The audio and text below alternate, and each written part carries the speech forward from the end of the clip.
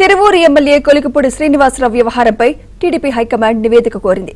TDP నేత రమేష్ రెడ్డిపై చర్యలు తీసుకోకపోతే రాజీనామా చేస్తానని కొలికిపూడి అల్టిమేటం ఇచ్చారు. ఈ క్రమంలో నివేదిక కోరడం ప్రాధాన్యం సంతరించుకుంది.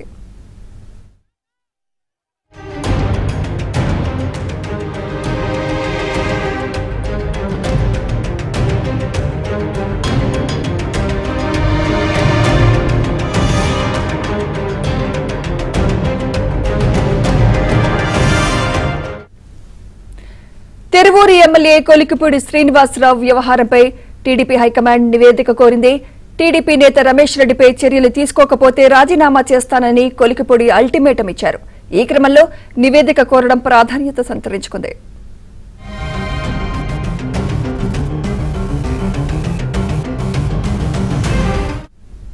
ఇదే అంశంపై మరింత సమాచారం మా ప్రతినిధి పూర్ణ అందిస్తారు. పూర్ణ,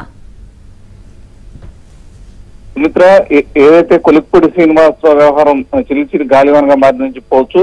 ఏదైతే కొలికిపూడి శ్రీనివాసరావు మీద వస్తున్న ఆరోపణలపై మొత్తం కూడా అటు టీడీపీ అధిష్టానం ప్రధానంగా దృష్టి సారించిందని చెప్పవచ్చు. మొత్తం కూడా 3 మెన్ కమిటీ వేసి మొత్తం దాని మీద పూర్తి స్థాయిలో దర్యాప్తు చేసి నివేదికను కూడా తెప్పించుకుంది. అయితే ఏ క్షణంలో అయినా కొలికిపూడి శ్రీనివాస్ మీద చర్యలు తీసుకునే అవకాశం కూడా కనపడుతుందని చెప్పుకోవచ్చు.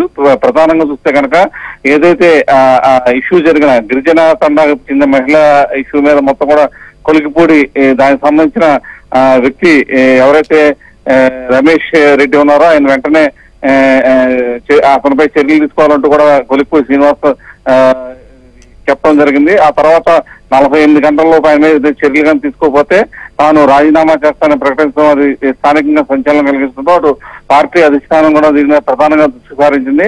అయితే మొత్తం కూడా ఈ వ్యవహారం మీద 3 మెన్ కమిటీ ఏర్పాటు చేయడం జరిగింది.